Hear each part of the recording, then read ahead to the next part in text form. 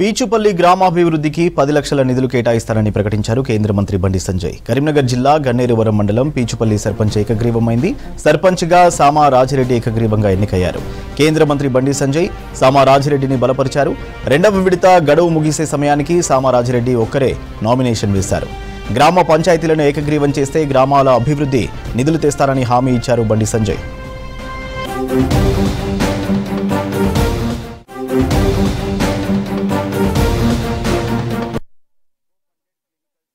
అన్ని సంఘాలు కలిసి ఏకగ్రీవంగా ఎన్నుకోవాలని చెప్పి ఇంతకుముందు డెవలప్ అయింది, 2 సార్లు ఇనానిమస్గా అయింది కాబట్టి మళ్ళీ చేసుకుందామనే దాని లెక్కల అందరు కలిసి అన్ని సంఘాలు కలిసి ఏకగ్రీవంగా చేసుకుందామని చెప్పి అనుకొని ఏకగ్రీవంగా నిర్ణయించారు.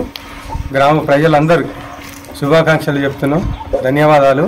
అందరం కలిసి పనిచేస్తాము. అందరికీ వెన్నంటి ఉంటా సర్పంచ్గా అందరు వార్డు మెంబర్లు ఉప సర్పంచ్ అందరు కలుపుకొని ముందుకు పోతాం, గ్రామాన్ని డెవలప్ చేసుకుంటామని ఏకగ్రీవంగా నిర్ణయించుకున్నాం. నాది 5వ వార్డు.